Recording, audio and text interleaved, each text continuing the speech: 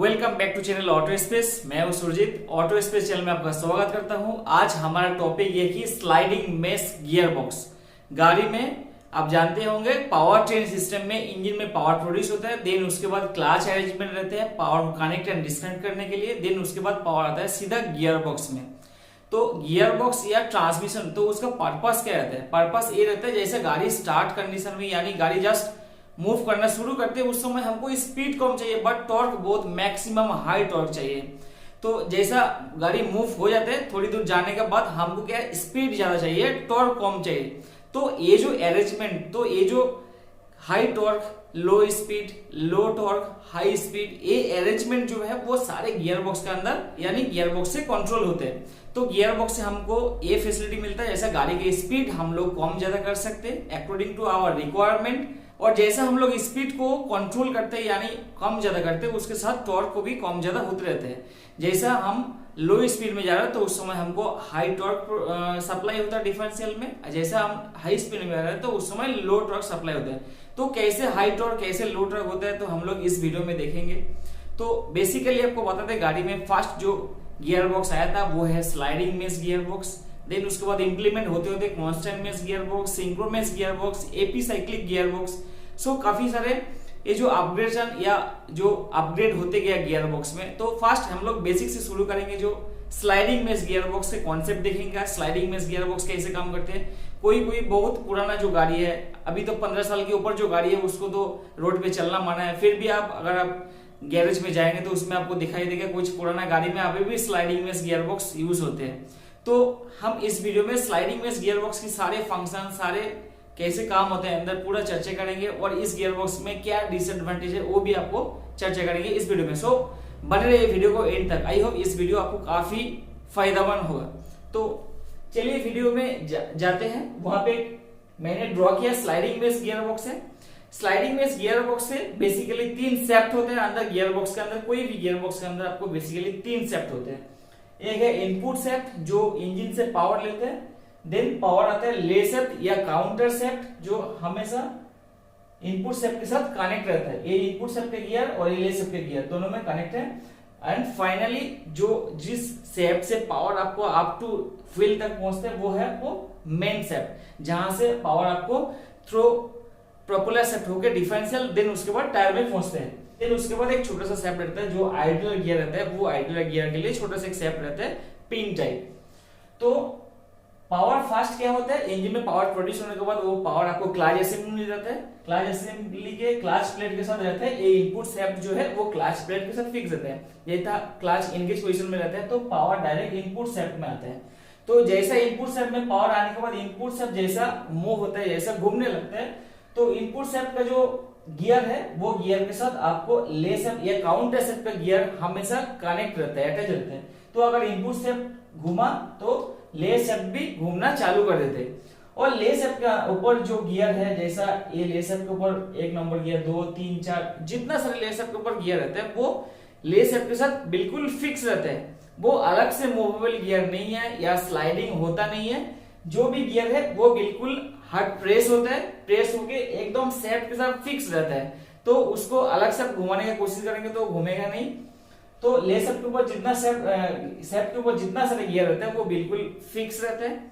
और ले शेफ्ट के गियर के साथ आपको मेन शेफ्ट जो है, ये मेन शेफ्ट का ऊपर एक स्लाइडिंग ऐसा चैनल बना हुआ है। ये देखिए चैनल बना हुआ है, वो चैनल के ऊपर ऐसा अरेंजमेंट है। ये जो गियर है ये इस तरफ मूव कर सकते हैं, इस तरफ भी मूव कर सकते हैं। ये जो गियर है ये इस तरफ भी मूव कर सकते हैं, इस तरफ भी मूव कर सकते हैं। तो गियर बॉक्स के अंदर ऐसे अरेंजमेंट रहता है। एक एक मेन शेफ्ट के ऊपर जो एक एक गियर है उसका 2 फंक्शन यानी 2 गियर के काम एक गियर करेगा। तो ये जो मैंने जस्ट नंबर इसलिए लिखा कि आपको समझ में आएगा इजीली। तो ये जो बड़ा वाला जो गियर है, बड़ा वाला गियर 2 गियर का काम करेगा। इस तरफ आएगा तो ये होगा आपका रिवर्स गियर, एंड इस तरफ अगर स्लाइडिंग हुआ तो ये होगा फर्स्ट गियर। ये भी गियर सेम है। अगर ये गियर इस तरफ मूव होगा तो क्या होगा, सेकेंड गियर होगा, एंड इस तरफ मूव होगा तो वो है टॉप गियर यानी थर्ड गियर होगा। तो मैंने यहाँ पे 3 forward gear and 1 reverse gear का डायग्राम निकाला हूं। ऐसा 5 फॉरवर्ड या 1 रिवर्स या 4 फॉरवर्ड 1 रिवर्स ऐसा भी गियर संख्या जो है वो 12 के ऐसा गियर बॉक्स बनते हैं। तो स्लाइडिंग मेश गियर बॉक्स में क्या होता है, ये जो गियर ऐसा राइट साइड और लेफ्ट साइड यानी ये मेन शेफ्ट के ऊपर ऐसा स्लाइडिंग होता है। ये भी गियर जो है मेन शेफ्ट के ऊपर, यानी मेन शेफ्ट के ऊपर जितना सारे गियर रहेगा वो स्लाइडिंग होते रहता है, स्लाइडिंग मेश गियर बॉक्स, इसीलिए स्लाइडिंग मेश गियर बॉक्स बोला जाता है। ले शेफ्ट के साथ जितना सारे गियर है, ये 3 नंबर गियर, ये 5 नंबर गियर, जस्ट मैंने गियर को समझाने के लिए नंबर दिया। ये कोई ऐसा फॉरवर्ड 1 2 3 रिवर्स ऐसा नहीं है, just 3 number gear, 5 number gear और 6 नंबर गियर, ये सब ले शेफ्ट के साथ हमेशा घूमते रहते हैं। अगर हमारा गियर न्यूट्रल कंडीशन में है, अगर हमारा गियर न्यूट्रल कंडीशन में है तो क्या होगा, इनपुट शेफ्ट भी घूमेगा क्योंकि वो हमेशा इंजन से ड्राइव ले रहे हैं। इनपुट शेफ्ट घूमने के बाद काउंटर शेफ्ट यानी ले शेफ्ट ये भी कंटिन्यू घूमता है अगर गाड़ी न्यूट्रल में है। अगर हमको फास्ट गियर डालना है तो जैसा 1 नंबर गियर डालना है, तो जैसा ये लीवर को हम लोग इधर मूव करेंगे करके 1 नंबर गियर डालेंगे। 1 नंबर गियर डालने के समय क्या होगा, ये जो गियर स्लाइडिंग के लिए गियर स्लाइडिंग फोर्क है, वो फोर्क क्या करेगा, गियर को इस तरह मूव कर देगा। जैसा गियर इस तरह मूव होगा, ये स्लाइडिंग जो फोर्क है वो फोर्क इस तरफ गियर को स्लाइड कर देगा। जैसे स्लाइड हुआ तो ये 7 नंबर और 5 नंबर ऐड हो जाएगा, 5 नंबर प्लस 7, तो 7 और 5 दोनों अटैच हो जाएगा। तो ले शेफ्ट तो ऑलरेडी घूम रहा था, ये ड्राइव इधर से ड्राइव मिलेगा इस गियर को, और इस गियर से जैसा ड्राइव मिलेगा, और ये मेन शेफ्ट जो वो भी घूमने लगेगा। घूमने से आपको पावर सप्लाई होगा आगे डिफरेंशियल में।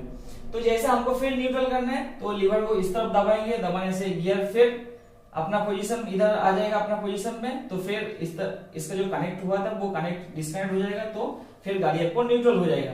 अगर आपको सेकंड गियर डालना है, सेकंड गियर डालने के समय जैसा आप इस तरफ गियर लीवर को मूव करेंगे, तो मूव करने से फिर ये भी गियर स्लाइड होकर इसके साथ मैच हो जाएगा। तो 4 और 3 और 4 दोनों मैच हो जाएगा। मैच होने से 3 नंबर से जो पावर वो 4 नंबर में जाएगा, जाके आपको मेन शेफ्ट पे घुमाएगा। मेन शेफ्ट घूमेगा तो डिफरेंशियल में वो पावर पहुंचेगा, यानी स्पीड हाई होगा, टॉर्क धीरे धीरे कम होगा।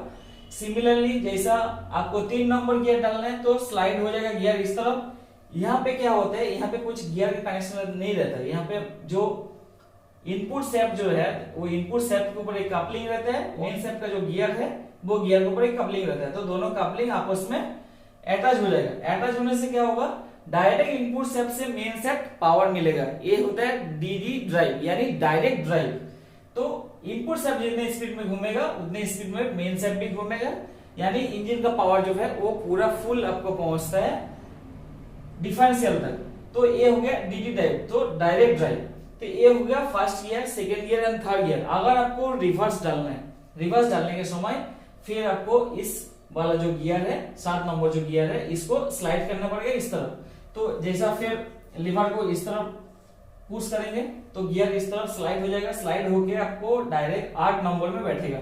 तो क्या क्या होगा, 7 नंबर जाके बैठेगा 8 नंबर में, और 8 नंबर ऑलरेडी कनेक्ट है हमेशा 6 नंबर के साथ। सो ये तीनों गियर अटैच हो जाएगा, 6 नंबर 8 नंबर और 7 नंबर होके आपको ये मेन शेफ्ट जो है उसको रिवर्स घुमाएगा। तो आपको गाड़ी पीछे जाने के लिए जो रिवर्स गियर हम लोग डालते हैं तो इसी तरह काम करते हैं। अगर आपको मन में ये भी सवाल आ रहे होंगे, जो रिवर्स गियर के लिए ये एडिशनल जो आइडलर गियर है, ये आइडलर गियर क्यों लगाया जाता है? क्योंकि हम जानते हैं कि ये जो गियर रहते हैं, ये गियर रहता है, ये गियर रहता है। अगर ये गियर क्लॉकवाइज घूमेगा तो ये गियर घूमेगा आपको anti clockwise. So input shaft अगर क्लॉकवाइज घूमेगा तो यहां से गियर एक गियर होगी काउंटर शेफ्ट घूमेगा एंटी क्लॉकवाइज। अगर काउंटर शेफ्ट एंटी क्लॉकवाइज घूमेगा तो ये भी, अगर मैंने 1 नंबर इधर लगाया तो क्या होगा, मेन शेफ्ट भी क्लॉकवाइज हो जाएगा। क्योंकि जैसा गियर टू गियर ऐसा ड्राइव चेंज होते रहेगा तो उसका क्लॉकवाइज और एंटी क्लॉकवाइज रोटेशन भी चेंज होते रहेगा। तो अगर मेरा इनपुट शेफ्ट ऐसा क्लॉकवाइज घूमेगा तो काउंटर शेफ्ट घूमेगा ऐसा एंटी क्लॉकवाइज। और अगर मेरे को 1 नंबर यानी इस गियर के साथ इस गियर अटैच करने 1 नंबर डालना है तो ये भी घूमेगा आपको क्लॉकवाइज ही घूमेगा। तो ये हो गया ड्राइव सिस्टम, यानी पावर यहां से आएगा डायरेक्ट इधर से इधर जाएगा, जाके एक गियर होके पावर डायरेक्ट यहां सप्लाई होगा।